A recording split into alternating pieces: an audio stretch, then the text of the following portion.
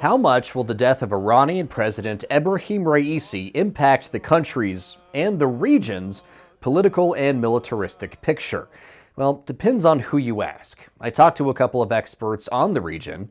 Professor Ilan Ben-Mir, who is now a senior fellow at the World Policy Institute, and J. Michael Waller, a senior analyst for strategy at the Center for Security Policy. In order to understand what Raisi's death means, it's first important to understand his role as president. He did not lead Iran. The Supreme Ayatollah does. He does not make that kind of strategic decision as to what to do, who to attack, who to make a deal with in terms of supplies, weapons, etc. That comes from Khomeini. He's the one who has to execute the orders he's receiving from Ayatollah Khomeini. This is not just with him, this is with any president before him as well. So that is the way it works in Iran, and I'm sure this is going to continue to work that way in the future. And since Raisi wasn't really running the country, Ben-Mir says it will keep running mostly the same way, both internally and externally. That's not going to change. Iran's support of its proxies, the so-called the axis of resistance, be that the Houthis, be that Hezbollah, Hamas, and will continue. While Raisi didn't get the final call on most major decisions, he made enough calls to create quite the reputation inside Iran. He was called the Butcher of Tehran for his wide use of public hangings to discourage dissent against the regime.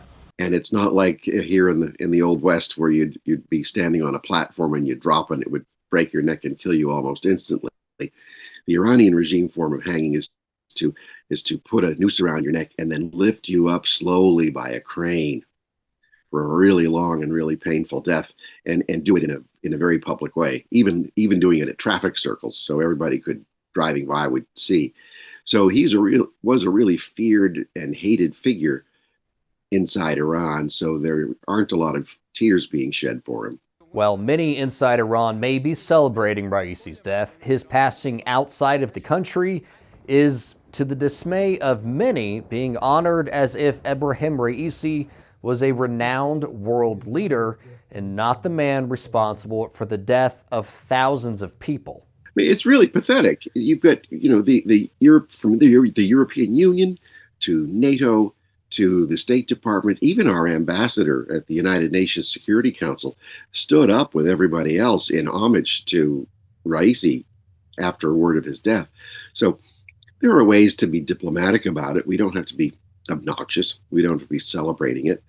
But we don't have to be standing up and celebrating a moment of silence at the UN and issuing condolences from the State Department. As far as how Iran's government will move on from Raisi, one of the country's vice presidents was named acting president, and new elections are being planned. But like I said earlier, the real path to power in Iran is the one that leads to succeeding Ayatollah Khomeini. Raisi was on the short list of names to do that. The list is now down to just one name, the Supreme Leader's son, Mojtaba. And apparently he's been groomed to be a successor at one point or another, albeit Raisi was a sort of in the front line as far as Khomeini was concerned, Ayatollah Khomeini is concerned. So I think the chances are that when Ayatollah Khomeini dies, when he passes away, that his son may very well take over. If that happens, if Mojtaba becomes the next supreme leader, that will create tension within the Iranian government because the regime overthrew a monarchy when it came to power in 1979 and has been poo-pooing that form of government ever since. That tension, instability, and uncertainty could create a catalyst for change, though. On the outside, you have the Crown Prince, Reza Pahlavi, the son of the Shah who had been ousted decades earlier, who has a growing popular following inside Iran as a unifying figure, much like the British monarchy, meaning not a powerful king or monarch, but a representative one to represent the country and to unify the whole country.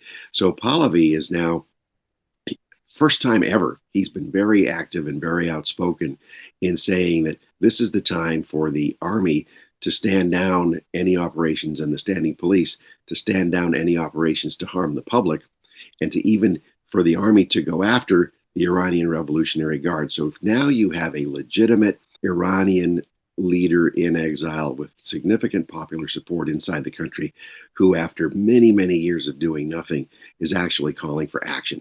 This is really vital. So I think you're going to see a major succession crisis inside Iran. For more information on the death of Ebrahim Raisi, be sure to check out our app. For Straight Arrow News, I'm Ryan Robertson.